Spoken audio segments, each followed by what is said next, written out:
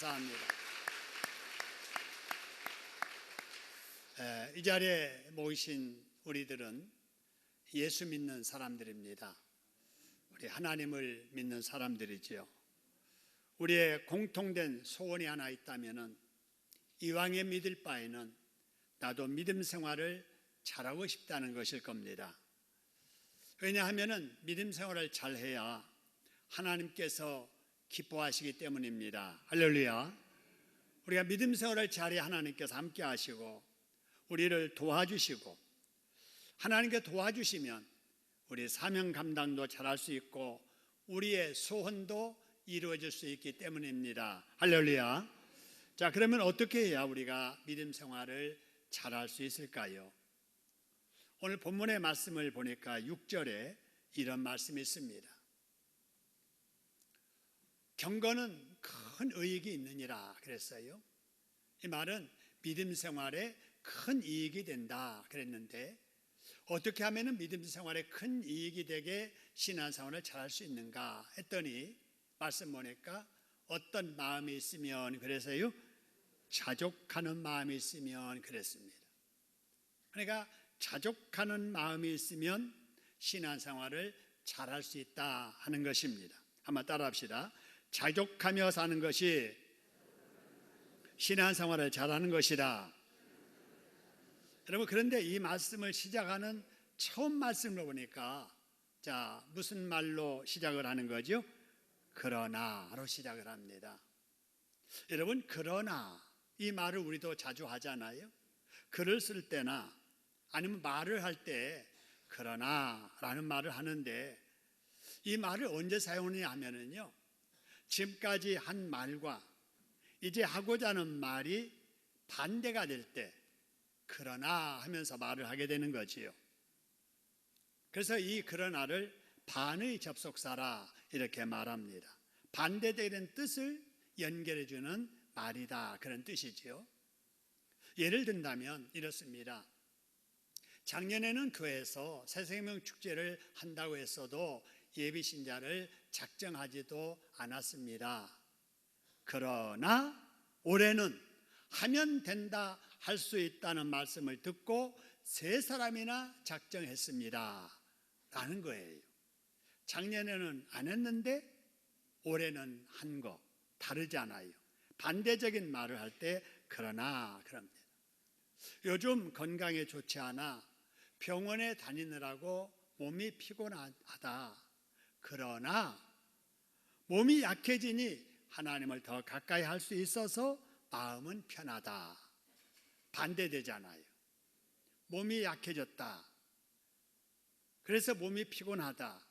그런데 약해져서 하나님을 더 가까이 하니 마음은 편하다. 반대되지요.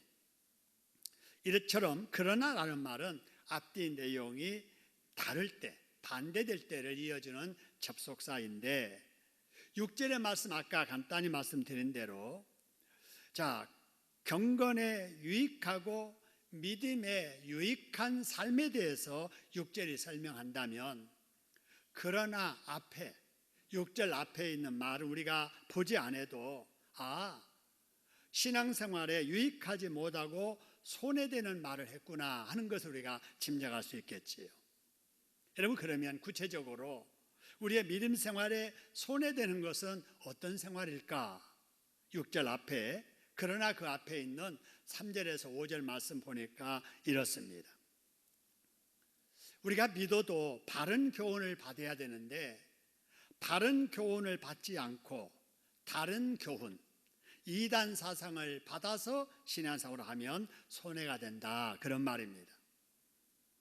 여러분, 바른 교훈을 따르지 않고 다른 교훈을 따르는 이단들을 보세요. 이단들의 특징은 교만합니다. 제대로 알지 못하면서도 다 아는 것처럼 아는 척하고 목소리 높이고 변론하고 언쟁하고 결국은 다투고 싸웁니다. 이거는 형제지간에도 그래요. 이단에 한번 빠지면 부모 자식 간에도 그냥 서로 옳다는 거예요. 틀렸다는 거예요. 그러므로 여러분, 우리가 믿어도 바르게 잘 믿어야지, 혹이라도 이단에 빠지면 누구든지 영도 망하고 육도 망하게 되는 것입니다. 여러분, 그렇다면 우리가 어떻게 해야 될 것인가라는 거예요. 다시 6절의 말씀을 보면은 여러분, 교회를 다닌다고 하면서도 다른 교훈, 이단의 교훈을 받아서 부패한 마음으로 살지 말고 바른 교훈을 받아서 무슨 마음을 가지고 살라는 거예요? 자족하는 마음. 그래야 유익되게 신앙생활을 할 수 있다, 행복하게 살 수 있다라는 이 말입니다. 한번 따라하겠습니다. 성경 외에 다른 교훈을 따라 살면 손해가 되지만 바른 교훈을 따라 자족하는 마음으로 살면 큰 무엇이 된다고요? 이익이 된다고 말입니다. 여러분, 이것이 바로 행복에 이르는 신앙생활을 잘하는 비결임을 믿으시기를 소원합니다. 여러분, 그러면 자족하는 마음으로 산다고 할 때 자족하는다는 게 어떤 것인가? 여러분, 한문 그대로, 글자 그대로 자족, 스스로 자자잖아요. 족, 만족하는 거잖아요. 그래서 스스로 만족한다는 거예요. 여러분, 그렇다고 해서 이 자족한다는 말이 좀 나아지고자 하는 의욕까지를 거절하는 것을 의미하지는 않습니다. 자족한다는 것은 본래 나는 아무것도 가지지 않는 사람이었어, 이걸 인정하는 거예요. 아무것도 가지지 않았던 사람이니까 조금이라도 가진 것은 감사할 일이잖아요. 그래서 나는 본래 아무것도 가지지 않았는데 조금이라도 가진 것은 감사한 일이다 생각하고 살아가는 것이 자족하는 마음입니다. 할렐루야. 이렇게 자족하면서 살았던 대표적인 사람 하나가 우리가 잘 아는 여러분 사도 바울입니다. 그가 그의 살았던 삶을 고백하는 고린도후서 11장 24절 27절의 말씀 보면은 여러분 이런 말씀이 있습니다. 내가 유대인들에게 40에 하나 감한 매를 5번이나 맞았다는 거예요. 여러분, 이 당시에 벌 중에 매로 때리는 태형이라고 하는 벌이 있었습니다. 최고의 벌이 매를 40번 때리는 거예요. 40번 맞으면 거의 다 사람이 맞아 죽습니다. 근데 바울이 이 40에 한해 감한 매를 맞았다니까 몇 번 맞은 거예요? 39번씩을 몇 번이나 맞았어요? 5번이나 맞았다는 거예요. 퇴창으로 맞고 돌로 맞고 강의 위험을 당하고 강도의 위험을 당하고 동족들에게 배신을 당하고 이방인들에게 위협을 당하고 신의 위험과 광야의 위험과 바다의 위험과 거짓 형제 중에 위험을 당하고 늘 수고하고 고생하고 여러 번 자지 못하고 먹지 못해 줄이고 마시지 못해 목마르고 굶고 춥고 헐벗은 삶을 살았다는 거예요. 여러분, 이렇게 산 바울을 보면 객관적으로 행복해요? 불행해요? 불행하잖아요. 근데 여러분, 바울은 절대 불행하게 살지 않았어요. 늘 기쁘게 살았습니다. 마음의 평안을 안고 살았습니다. 행복하게 살았다는 거예요. 어떻게 바울이 그럴 수 있었을까? 그 비결을 빌립보서 4장 12절 13절에 이와 같이 말합니다. 내가 어떤 형편에서든지 자족하며 사는 것을 배웠다. 비천에 처할 줄도 알고 풍부에 처할 줄도 알아서 모든 일에 배고픔과 배부름 이런 것을 다 경험하고 살 수 있는 일체의 비결을 배웠다고 말합니다. 여러분, 이런 삶, 이게 뭐냐면요, 전천후적인 삶입니다. 여러분, 사람이 그래야 돼요. 가난한 사람하고는 잘 어울리는데 돈 있는 사람하고는 쫄아서 어울리지 못하는 사람, 이러면 안 되잖아요. 무식한 사람들하고는 잘난 체 하면서 살아가는데 좀 안다는 지식인들 앞에서는 함께 대화도 하기에 거북스러운 이런 삶 살면은 안 되잖아요. 여러분, 우리 그리스도인들은 누구를 대하든지 자신감을 가지고 담대하게 살 수 있는 이런 바울의 전천후적인 삶의 지혜를 가져야 될 줄로 믿습니다. 정말 그래야 됩니다. 제가 목회하면서 그런 마음을 가졌어요. 그래서 남들이 볼링할 때 저는 테니스 배웠고요. 남들이 테니스 칠 때 저는 골프를 배웠습니다. 나운교회 별로 여러분 사람도 많지 않은 그런 작은 교회입니다. 그럼에도 불구하고 저는 나운교회에 있으면서부터 골프를 배웠어요. 그 시대에 골프 배우는 목사는 아마 우리 교회에서 아무도 없었을 거예요. 저는 왜 배웠느냐? 내가 앞으로 목회하는 데 있어서 내가 누구를 대하고 목양을 하든지 자족하는 바로 전천후적인 이러한 자세를 가져야 된다. 할 수 있으면서도 안 하는 건 괜찮지만 못해서 못한다는 소리 하면서 살면 안 된다. 항상 가난한 사람만 대할 게 아니고 가진 사람도 대해야 되고 평범한 사람만 아니라 탁월한 사람들도 상대해서 대화도 하고 지도도 하고 목양해야 되기 때문에 죄가 된 일이 아니라면 뭐든지 할 수 있는 사람이 되자 해서 제가 볼링도 하고 테니스도 하고 골프도 하고 그랬습니다. 여러분 그래야 돼요. 할 수 있으면서 안 하는 거하고 할 수 없어서 못 하는 거하고는 다르기 때문에 그렇습니다. 여러분 그러면 사도 바울이 어떻게 해서 이렇게 전천후적인 이러한 삶의 지혜를 가질 수 있었을까? 바로 이어지는 14절 말씀에 보니까 이런 말씀이 있습니다. 내가 모든 것을 할 수 있다 그랬어요. 그런데 그 앞절이 중요합니다. 내가 모든 것을 할 수 있는데 누구 안에서 모든 걸 할 수 있다고요? 내게 능력 주시는 자, 예수 안에서 모든 것을 할 수 있는 이러한 능력을 배웠다 하는 것입니다. 여러분 이것이 바로 사도 바울이 극한 환난과 고통 속에도 행복하게 살 수 있었던 비결이에요.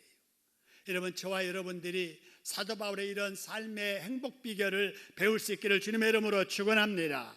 그래서 성경을 읽을 때마다 설교 말씀을 들을 때마다 바울처럼 전천후적인 삶의 비결을 배우셔서 그 능력으로 비천에 처해도 감사할 줄 알고 풍부에 처하면서도 감사할 줄 아는 이런 행복하게 사는 여러분 되기를 주님의 이름으로 축원합니다. 여러분 그런데 우리는 왜 자족하지 못할까요? 왜 자족하지 못할까요? 여러분 바로 그것은 욕심 때문입니다. 더 갖고 싶은 욕심이 우리에게 있는 거예요. 더 누리고 싶은 욕심이 우리에게 있는 거예요. 뛰면은 걷고 싶고 걸으면 앉고 싶고 앉으면 뭐 하고 싶어요? 눕고 싶은 더 편하고 싶은 이런 욕심이 우리에게 있어서 우리의 삶 속에 만족하지 못하고 감사하지 못하는 거예요. 여러분 우리가 욕심을 낸다고 여러분 욕심처럼 다 될까요? 야고보서 4장 2절의 말씀을 보니까 이런 말씀했어요. 너희는 욕심을 내어도 뭐 한다고요? 얻지 못한다는 거예요. 욕심된다고 다 얻는 것이 아니라고 말입니다. 욕심은 오히려 좋은 것을 잃어버리게 만들고 좋은 관계를 파괴합니다. 여러분 지금 우리 주변에 일어나고 있는 국제적인 상황을 한번 보세요. 지금 미국의 대통령 자국의 이익을 최우선시합니다. 바로 이 사람의 이 욕심 때문에 미국의 이미지가 다 실추되고 있습니다. 여러분 미국이 어떤 나라입니까? 신앙의 자유를 찾아서 제대로 믿기를 원했던 청도교들이 세운 기독교 국가예요. 늘 도와주고 세계 평화를 위해서 희생하면서도 바로 사랑을 베풀던 이런 나라, 이 분의 욕심 때문에 미국의 지위를 잃고 있습니다. 돈에 대한 욕심 때문에 동맹국과의 신뢰관계가 다 깨지고 있습니다.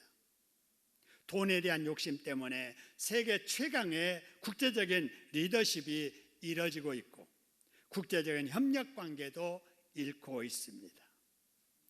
욕심을 내어도 얻지 못하며 살인하며 시기하고 능히 취하지 못함으로 다투고 싸우는 이런 꼴을 지금 적나라하게 우리에게 보여주고 있지 않습니까? 여러분 우리가 무슨 일을 하든지 욕심낸다고 욕심대로 되지 않습니다.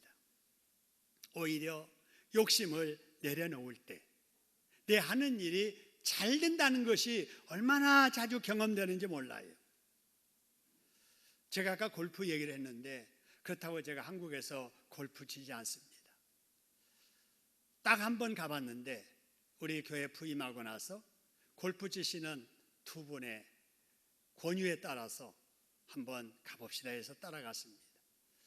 다른 분은 3번 딱 치고 거기에 딱 들어가는데 저는 6번, 7번씩 칩니다. 그러니까 운동은 그분들보다 2배로 많아요. 왜 그러느냐? 남보다 잘 치려고 쫙 휘둘리니까 쫙 우측으로 휘어지는 거예요. 훅이 나는 거죠.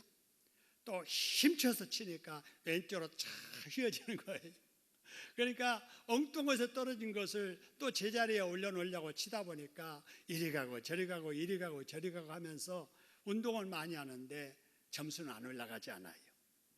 근데 체격이 작은 분인데 힘도 저보다 약한데 저보다 더 잘 치는 거예요. 멀리 똑바로 가는 거예요. 제가 그래서 물어봤어요. 어떻게 해야 저도 골프를 잘 칠 수 있지요? 그랬더니 그분이 대답하기를 골프채를 잡고 공을 칠 때 힘을 빼야 합니다. 그러는 거예요. 저는 힘을 써야 멀리 나간 줄 알았는데 힘을 빼야 멀리 나간다는 거예요.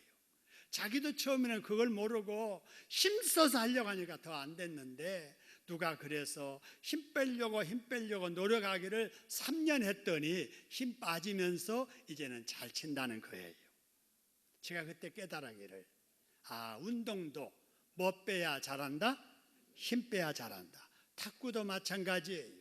힘 빼야 제대로 잘 쳐진대요. 아직 근데 저는 탁구 치면서도 그걸 아직도 깨닫지 못했어요. 실천을 못합니다. 계속 힘이 들어가는 거예요. 근데 빼야 된대요. 여러분 사업도 마찬가지예요.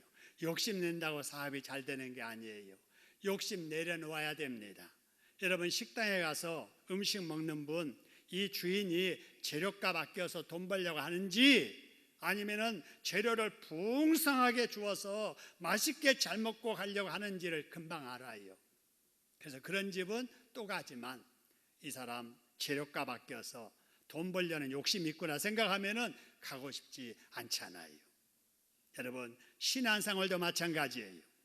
욕심을 내려놓고 신앙생활을 해야 제대로 잘할 수 있습니다. 할렐루야. 왜 그래야 되는가? 여러분 야고보서 4장 3절의 말씀을 보니까 이런 말씀이 있어요. 너희들이 무언가 필요한데 얻지 못하면 구하지 아니하기 때문이다. 그러니까 필요한 거 없으면 기도하라는 거예요. 근데 문제는 기도해도 구한 것이 받지 못할 때 그 이유가 뭐냐 하는 거예요. 보세요. 구하여도 받지 못하면 뭐 하려고 뭐 한다고요? 정욕에 쓰려고 뭐 한다고요? 잘못 구하기 때문이라는 거예요. 정욕이 뭡니까? 욕심이에요. 내 욕심 채우려고 기도하니까 그런 기도는 해도 응답받지 못한다는 거예요.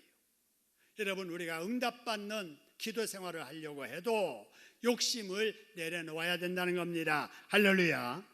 여러분 목표를 이루기 위해 힘쓰고 애를 써도 여러분 욕심 내려놓지 아니하면은 그것을 이루지 못하고 하나님도 그런 사람을 떠나신다는 겁니다. 여러분 욕심 있는 사람에게 고객만 떠나는 게 아니에요. 옆에 있는 친구만 떠나는 게 아니에요. 하나님도 떠나고 은혜도 떠나고 복도 떠납니다. 그래서 욕심이 사람을 망하게 하는 거예요. 그러므로 성경은 갈라디아서 5장 24절에서 이와 같이 말합니다. 그리스도 예수의 사람들은, 우리 예수 믿는 사람들은, 성도들은 육체와 함께 그의 정과 무엇을 그랬어요? 욕심을 어떻게 해야 된다고요? 십자가에 못 박아야 된다. 할렐루야. 이 말을 한마디로 말하면은 욕심 내려놓아야 된다 그 말입니다. 여러분 욕심 내려놓지 않으면 오늘 본문의 10절에 이렇게 말합니다. 돈에 대한 욕심이 일만 악의 뿌리가 되어서 믿음도 버리게 만들고 생각지도 않는 근심거리를 찾아오게 만든다라는 거예요. 여러분 돈이 모든 악의 뿌리가 된다. 그래서 동욕심 버려야 된다. 그런 뜻인데요. 여러분 혹이라도 이런 말 여러분 들어보셨는지 모르겠어요. 황금을 보기를 뭐같이 하라고 그랬어요? 돌같이 하라고 다 들으셨을 거예요. 우리 예수 믿는 사람들 황금을 돌처럼 봐야 돼요? 돈을 돈으로 봐야 돼요? 여러분 절대로 황금을 돌로 보지 마세요. 황금은 황금입니다. 황금은 좋아요, 안 좋아요? 좋습니다. 돈을 돌로 보지 마세요. 돈은 돈입니다. 뭐니 해도 뭐가 최고예요? 머니가 최고예요. 여러분 돈이 필요해요. 돈 없이 살 수 없어요. 우리 예수 믿는 사람들은 돈 귀한 줄 알고 돈을 열심히 잘 벌여야 됩니다. 그리고 여러분 번 돈을 잘 관리해야 돼요. 잘 써야 됩니다. 여러분 이것이 기독교적인 돈에 대한 정신이에요. 그래서 오후 예배 마치고 전문인을 모시고 우리가 돈 관리를 어떻게 할 것인가, 돈을 어떻게 벌 것인가, 인생을 어떤 목표를 정하고 어떻게 목표에 다다를 것인가에 대한 세미나를 하게 될 겁니다. 신청하는 분만 모시고 이제 할 예정인데 여러분 한 60명 넘게 신청이 됐습니다. 원래는 30명만 하려고 했는데 관심 있는 분들이 많아서 배가 늘어났습니다. 여러분 신청 안 하셨어도 나는 꼭 이번에 들어가야 되겠다 하시는 분이 계시면 그냥 빈 의자 옆에 앉고라도 그냥 청강하듯이 들으셔도 좋습니다. 여러분 돈에 대해서 우리 관심을 가져야 돼요. 욕심을 버리고 정당하게 열심히 많이 벌어서 멋있게 쓰면서 사는 우리들이 돼야 될 줄로 믿으시기를 소원합니다. 그러면서 해야 될 일이 6절 말씀이에요. 보세요. 무슨 마음이 있으면 경건에 큰 이익이 있다고요? 자족하는 마음이에요. 여러분 이 자족하는 마음이라고 하는 것은 있는 것으로 만족하고 누리는 것으로 만족하며 감사하면서 지금의 형편에 감사하며 살라라는 거예요. 왜 그러느냐? 욕심 내려놓고 있는 것 누리는 것에 감사하는 것이 행복의 시작이기 때문에 그렇습니다. 여러분 그럼에도 불구하고 그렇게 살지 않고 여러분 주변 사람들과 자꾸 비교해서 여러분 불만 가지고 불평하면서 살면은 천국 같은 환경에 살면서도 지옥같이 사는 불행한 사람이 되고 맙니다.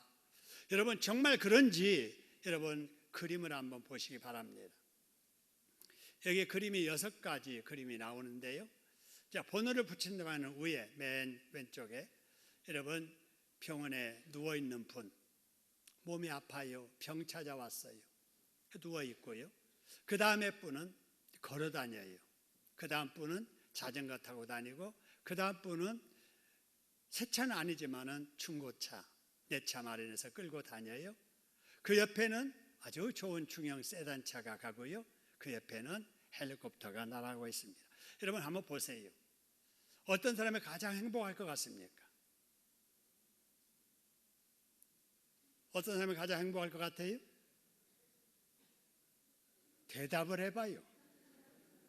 어떤 사람이 행복할 것 같아요? 저는 헬리콥터 타고 가는 사람이 제일 행복할 것 같아. 그런 생각 안 드세요? 그죠? 여러분 아무리 좋은 차 타고 가도 교통체증 한번 걸려보세요. 명절에 시골 한번 가보려고 해보세요. 얼마나 답답합니까? 2시간만 갈 길을 4시간, 5시간 걸려서 갈 때 얼마나 답답해요. 그럴 때 위에서 헬리콥터가 쭉 날아갈 때 아이고 나도 저렇게 날아갔으면 얼마나 좋을까 하는 생각을 다 한 번쯤은 해보셨을 거예요. 저도 지난 토요일 날 우리 교회 4건의 결혼식이 있었습니다. 2 결혼식을 제가 주례를 했는데 이쪽 주례 마치고 이쪽 주례 시간 맞추기가 너무나도 힘든 거예요. 불안한 거예요. 혹시라도 가다가 무슨 일이 있을까. 그럴 때 제가 무슨 생각하냐면은 앞으로 우리 옥상에다가 헬리콥터 내릴 수 있는 걸 하나 만들어 놓고 붕 떠가지고 가서 딱 내리고 또 빨리 붕 떠가지고 다른 데 이동하고 그랬으면 얼마나 좋을까 하는 그런 생각도 해봤습니다. 여러분 우리는 다 이렇게 헬리콥터 탄 사람이 가장 행복할 것 같은 생각을 합니다. 그런데 이 헬리콥터 타고 가는 사람은 부도나가지고 도망가는 길이에요. 우리는 행복할 것 같은데 도망간단 말이에요. 그러니 이 사람은 생각할 때 아이고 내가 사업을 괜히 했어. 피단지고 그냥 이렇게 집에서 그냥 이렇게 걱정 없이 사는 사람이 행복한 사람이지 그럴 거예요. 여러분 우리는 이걸 통해서 알 수 있는 것은 어떤 조건이 우리를 행복하게 만드는 게 아니에요. 어떤 환경이 우리를 행복하고 불안하게 만드는 게 아니라 마음먹기에 따라서 불안하기도 하고 행복하기도 하는 거예요. 여러분, 누워있는 사람은 무엇을 꿈으로 생각할까요? 아이고, 걸어다니는 사람 얼마나 좋을까? 걸어다니는 사람 얼마나 좋을까? 걸어 사는 사람은 그럴 거예요. 아이고, 자전거라도 있는 사람 얼마나 좋을까? 이렇게 먼 길 걸어 다니지 아니하고 쑥 그냥 바퀴로 달려가는 게 얼마나 좋을까 그럴 거예요. 근데 자전거 타는 사람은 중고차라도 가지고 운전하고 가는 사람을 너무 부러워하게 될 거예요. 중고차 탄 사람은 세단차, 중형차 타고 간 사람이 부러울 거예요. 아무리 좋은 차 채증 걸리니까 하늘로 자유롭게 날아가는 비행기 탄 사람이 행복해 보일 거예요. 그러나 비행기 탄 사람도 푸도나서 도망가고 있다니, 그 사람도 역시 알고 보니까 행복한 사람이 아니에요. 그럼 어떤 사람이 행복한 사람이냐? 나보다 못한 사람을 바라보면서 지금 나를 생각하는 사람이 행복한 사람입니다. 할렐루야. 여러분, 지금 누워있어도 이 사람이 중환자실에서 숨을 몰아쉬면서 정말 여기 식도에 여기 뭐 뚫고 음식을 공급받는 그런 사람 생각하면은 아이고, 내가 이만도 감사할 일이다 생각할 수 있지 않겠어요? 여러분, 걷는 사람, 누워있는 사람을 생각하고, 자전거 탄 사람, 걷는 사람을 생각하고, 자동차 탄 사람, 충고라도 있는 사람, 저런 사람도 있는데 내가 이 차 가지고 만족하지 못하면 안 되지 생각하면서 여러분, 있는 것에 감사하며 살아가는 우리들이 되어야 될 줄로 믿으시기를 소원합니다. 그래서 나보다 못한 사람 바라보며 나를 감사하고, 나보다 더 나아 보이는 사람을 우리가 더 생각한다면은 나도 저런 사람 되어서 내가 지금 할 수 없는 일을 더 많이 할 수 있다면 얼마나 좋을까라는 그런 생각으로 나아지고자 하는 마음을 가져야 될 줄로 믿으시기를 소원합니다. 한번 따라합시다. 내가 처한 형편이 어떠하든 좋은 쪽으로 생각하고 내 형편에 감사하는 마음을 가지는 것이 자족하는 것이고 행복의 시작이다. 여러분, 중요한 말이에요. 같이 한번 읽어보겠습니다. 시작. 내가 처한 형편이 어떠하든 좋은 쪽으로 생각하고 내 형편에 감사하는 마음을 가지는 것이 자족하는 것이고 행복의 시작이다. 할렐루야. 여러분, 그렇게 살아가는 저와 여러분 되기를 주님의 이름으로 축원합니다. 그렇게 살지 않으면 우리가 아무리 좋은 환경에 살아도 우리는 불행하게 살게 되어 있습니다. 여러분, 얼마 전에 한 젊은이가 건물에서 떨어져 사망하는 안타까운 사고가 있었습니다. 그 사람은 20대 태국에서 온 청년입니다. 불법 체류자 단속을 피해서 급하게 도망가다가 높은 데서 떨어져서 그 자리에서 죽은 거예요. 여러분, 이 청년이 왜 우리나라에 와서 불법 체류를 하고 있었지요? 돈 벌고 싶어서. 돈 벌어서 부모님을 편하게 살게 해드리고 싶어서, 돈 벌어서 동생들 공부 가르치고 싶어서 낯선 우리나라에 와서 불법 체류하며 한국 사람들이 하기 싫어하는 소위 사디업종, 굳은 일, 험한 일을 하다가 타국에 와서 그렇게 비참하게 죽은 거예요. 여러분, 이 청년이 그렇게 생명처럼 원했던 것이 무엇이겠습니까? 호사스러운 삶이 아니었습니다. 특별한 대우를 받는 삶도 아니었습니다. 그가 생명처럼 원했던 것은 자유롭게 살아갈 수 있는 바로 이 신분증 하나였습니다. 그래서 이 한국 땅에서 마음 놓고 길을 걸어 다닐 수 있고, 지하에 단칸방이라도 좋으니 발 뻗고 잘 수 있는 곳, 한 달에 100만 원이라도 좋으니 그 돈을 벌 수 있는 것을 꿈꾸며 살다가 그렇게 죽은 것입니다. 여러분, 그가 원하던 그 꿈을 우리는 지금 다 누리고 있습니다.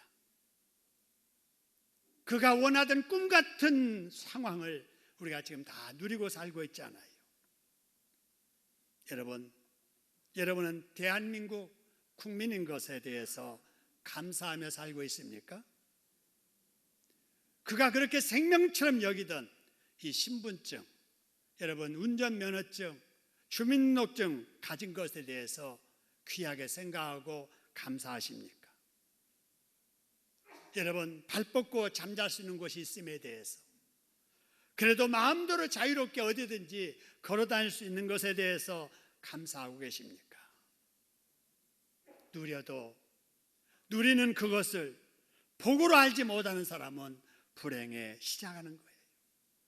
누리는 복에 감사하지 않음이 불행의 시작입니다. 여러분 아무리 어려워도 나보다 더 어려운 사람을 생각하면서 이만한 것도 감사한 일이다 생각하며 사시기를 주님의 이름으로 축원합니다. 한번 따라합시다. 이만한 것도 감사한 일이다. 우리 옆에 사람들에게 이만한 것도 감사한 일입니다. 감사하면서 합시다. 시작. 이만한 것도 감사한 일입니다. 감사하면서 합시다. 할렐루야. 여러분 가족 간에도 우리 아무리 힘들어도 이만한 것도 감사한 일입니다. 고맙습니다. 감사합니다. 여러분 그러면서 사실을 주님의 이름으로 축원합니다. 나보다 나은 사람도 바라보고 살아야 되지만 나보다 못한 사람을 더 바라보면서 살아야 돼요. 나보다 나은 사람 바라볼 때는 나도 나아져서 나보다 못한 사람을 도우며 살기 위해서 바라봐야 하고, 나보다 못한 사람 바라볼 때는 나보다 못한 사람보다 나음에 대해서 감사하면서 바라봐야 됩니다. 할렐루야. 왜냐하면 누구에게나 욕심은 끝이 있어요? 없어요? 없습니다. 욕심은 끝이 없어요. 밑 빠진 독과 같이 아무리 부어도 채워지지 않는 욕심이 저에게도 있고 여러분에게도 있는 거예요. 그러므로 지금의 형편, 지금의 환경에 만족하며 감사하며 살아가는 행복자들 되시기를 주님의 이름으로 축원합니다. 우리가 행복하게 살기 위해서 욕심을 버려야 되는 또 하나의 이유가 있습니다. 자, 바로 그것은 사람이 죽을 때 아무것도 가지고 가지 못한다는 거예요. 왜 가지고 가지 못하느냐? 올 때 맨손으로 온 거예요. 그래서 맨손으로 왔다가 이 세상 사는 날 동안에 하나님께서 좋은 데 쓰고 살으라고 맡겨주셨다가 우리 수완 끝나면은 우리는 다 놓고 가는 거예요. 아무것도 가지고 가지 못합니다. 제가 초등학교 5학년 때인가 우리 할아버님이 돌아가셨어요. 제가 염하는 것을 옆에서 지켜봤어요. 염하는 분들이 염을 하면서 그러는 거예요. 큰아들 노잣돈 가져와. 그러니까 돈을 이렇게 갖다가 이렇게 형님이 내놓더라고요. 그러니까 할아버지 손에다가 또 큰아버지가 내준 그 노잣돈 이거를 다 손에다 치워주고, 그래서 제가 그랬어요. 아, 죽어가지고 가는 길에도 차비가 필요한가 보다 그랬어요. 그랬더니 작은 아들 뭐 사위 또 누구 다 해서 돈을 양쪽 손에 가득 쥐었어요. 아, 저렇게 많은 돈이 필요한가 보다 그랬는데 나중에 손 묶을 때 보니까 할아버지 손에 있던 돈 다 자기 주머니에다 넣는 거예요. 저게 뭐지? 근데 제가 깨달은 것이 갖고 가는 게 아니로구나. 여러분 그래요. 올 때 빈손으로 왔기 때문에 지금 뭔가 가지고 있어도 갈 때는 다 놓고 가는 거예요. 공술에 공수거라고 하는 말이 이래서 나온 거예요. 근데 이것을 깨닫지 못하고 누려야 돼, 가져야 돼, 정복해야 돼 그러면서 세계를 정복했던 지금의 불가리아 지방에 알렉산더라고 하는 왕이 있었습니다. 이 왕이 여기 있는 이름으로 표시된 이 지역, 남유럽 그리스에서 시작해서 서아시아, 동북쪽, 인도까지, 그리고 남쪽으로는 이집트까지 차지했던 대단한 왕이에요. 그래서 이 사람 이름 뒤에는 대왕이라고 하는 이름까지 붙여진 대단한 왕이었습니다. 그런데 그러던 그 알렉산더 대왕이 BC 323년에 33살 나이에 죽었어요. 이거 한참 일할 나이잖아요. 왜 죽었느냐? 모기에 물려서 죽었어요. 세상을 다스리고 지배하던 대왕이 모기에 물려서 말라리아에 열병 앓다가 죽었어요. 죽기 전에 자기의 죽음을 직감하고 신하들에게 유언을 하게 됩니다. 내가 죽거든 장례 치를 때 내 관에 양쪽에 구멍을 뚫어서 내 손을 밖으로 내놓게 하고 장사 지내라. 그래가지고 장사 지낼 때 관에다가 구멍을 뚫어가지고 손을 다 내놓겠어요. 사람들이 이 모습을 보면서 야, 세상을 다 차지한 왕도 죽을 때는 저렇게 빈손 들고 가는구나, 욕심 부려서 안 되겠구나 하는 것을 깨달았다는 것입니다. 우리가 세상에 아무것도 가져온 것이 없으며 또한 아무것도 가지지 못하리라고 하는 본문의 이 말씀을 그대로 보여주는 것입니다. 여러분, 그렇다면 우리는 돈에 대해서 어떤 자세로 살아가야 될까요? 오늘 본문의 8절의 말씀 보니까 이런 말씀이 있습니다. 한번 따라하겠습니다. 우리가 먹을 것과 입을 것이 있은즉 족한 줄로 알 것이니라. 여러분, 그렇습니다. 우리가 아침 먹고 오셨잖아요. 먹을 것이 있음에 대해서 감사하고, 지금 여러분 쌀쌀해지니까 그래도 걸칠 옷이 있잖아요. 그것으로 감사하고, 그렇게 여러분 있는 것 누리는 것으로 늘 감사하며 사는 여러분 되기를 주님의 이름으로 축원합니다. 그러지 못한 사람은 내게 있는 것을 바라보지 못하고 없는 것, 남의 것만 바라보며 욕심내다가 평생 돈 하면서 돈에 노예서 노예가 돼가지고 불행하게 사는 겁니다. 그래서 결국은 9절의 말씀처럼 욕심에 끌려 살다가 멸망과 파멸에 이르게 되는 거지요. 그렇기 때문에 욕심에 끌려 사는 사람은 누구든지 불행하게 살 수밖에 없는 겁니다. 채워도 채워지지 않는 욕심 채우려 바둥거리지 말고 있는 것으로 만족하며 감사하며 살아가는 행복한 여러분 되기를 주님의 이름으로 축원합니다. 한번 따라 합시다. 없는 것 바라보며 불평하는 사람 되지 말고 있는 것 바라보며 감사하며 살자. 다음으로 돈에 대해서 우리는 어떻게 살아야 되는가? 여러분, 돈은 가지고 있을 때 보람낸 일에 쓰고 살아야 됩니다. 한번 따라 합시다. 돈은 가지고 있을 때 보람된 일에 쓰며 살아야 된다. 왜냐하면요, 돈이란 내 이름으로 된 내 통장에 들어있다고 내 돈이 아니라 쓴 것만 내 돈이 되기 때문에 그렇습니다. 여러분, 써도 하나님을 위해서 쓴 돈만이 천국의 영적인 내 천국 통장에 입금된다는 사실을 기억하시길 바랍니다. 내게 있다고 내 돈이 아니에요.